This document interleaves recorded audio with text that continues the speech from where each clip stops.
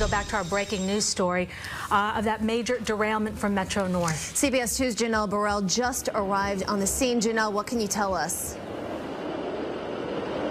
And we are just south of the Spite and Dival station, where you can see emergency crews have this entire area cordoned off as they rush to help the injured. Just moments ago, we shot some video that we want to show you, and from that vantage point, you can see it appears that 4 Metro North train cars have derailed. The cars rolled over right off of the tracks and onto the ground here. And according to the FDNY, there are a number of injuries. Several people hurt on impact, and it appears that some of these injuries are very, very serious. This happened just after 7 this morning. A massive response by police and firefighters rushing to get to the scene, having to navigate not only the tracks and the surrounding brush to get to the people trapped on the train. Again, 4 Metro North cars have derailed at this point, according to the FDNY.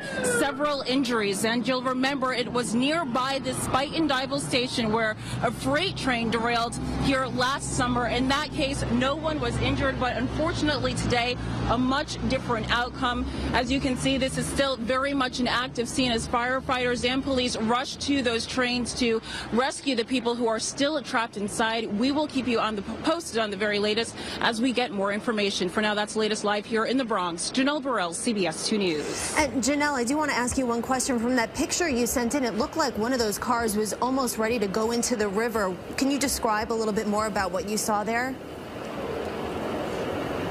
Yeah, and we shot that video and those pictures from above the Henry Hudson Bridge, so we had a pretty good vantage point to see where those cars rolled off of the tracks. And as you mentioned, one of the train cars appeared to be very, very close to the river, and that's the challenge for firefighters and police at this time, getting to those people who are still trapped inside those cars. And again, as we mentioned, the injuries appear to be very serious. Do we have... Janelle, one more question. Do we have any idea how many people were on that train? No, it's not clear at this time how many people were on board, but you know, it's a weekend morning. A lot of people are coming back from their holiday travel, so you would assume that there might be more people than on a typical Sunday morning. But as we got here to the scene, one person said, thankfully, it's not a weekday morning when you know those trains would have been packed with commuters.